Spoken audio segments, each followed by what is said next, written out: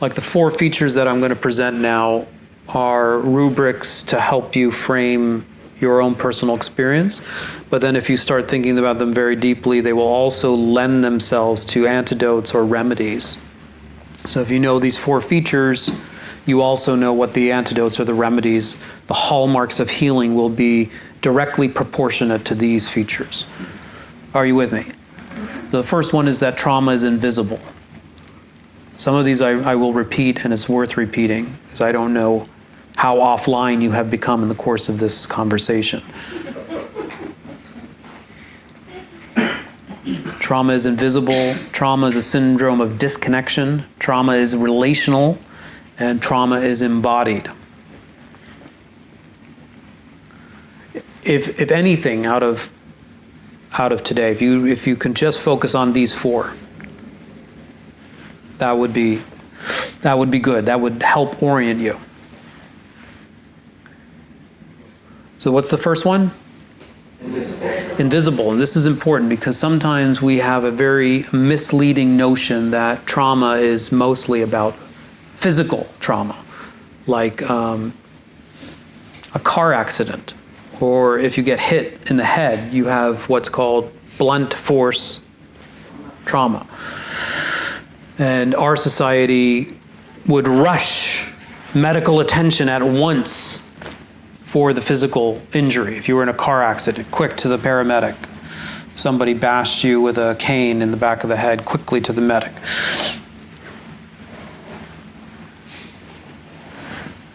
But what if it's emotional? Can you see your emotional wounds? Well, I mean, if you're trained and you're a detective and you start to see long faces and flat affect, you can then assume that underneath it there is the soul's attempt to protect itself by disconnection. But in general, we live in a society where emotions are underplayed, undervalued, underappreciated. And so the first thing is to understand that mostly what we're dealing with is not seen. It's not on your sleeve. It's not on your face. It's in the shadows. Not only in your life, in your psyche, it's in the shadows, but culturally, we don't like to, these are what we call the unmentionables. The unmentionables.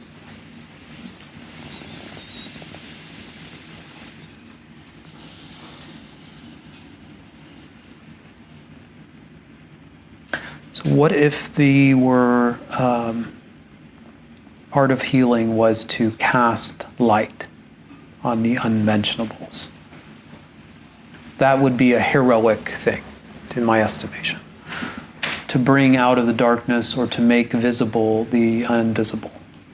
Or what Freud said, to make the unconscious conscious. To bring it out of the recesses.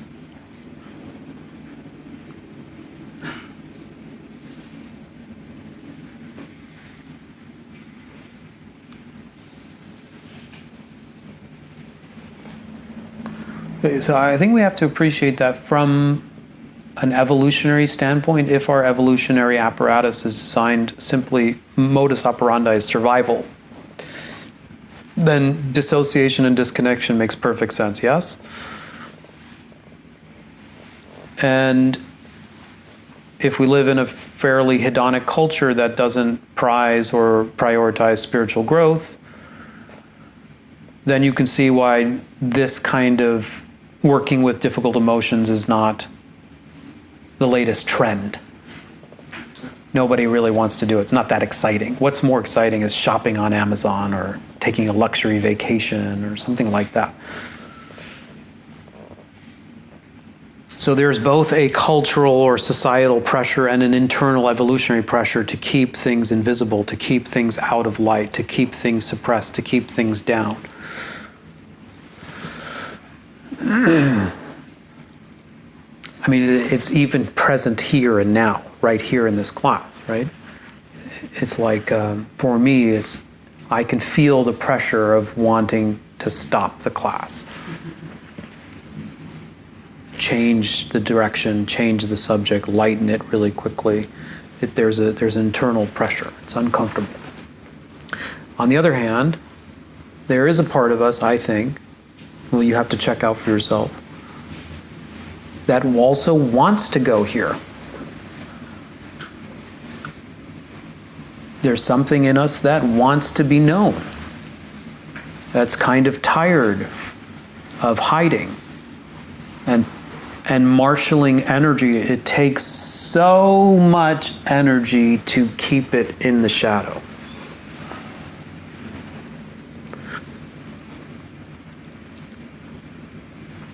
It's like Korea, North Korea. How much energy does suppression really take to keep the truth at bay? Requires an enormous infrastructure and marshaling of energy. Censorship, military, brainwashing, just to keep the truth out. So invisibility, this is one of the features, the first features. It might be.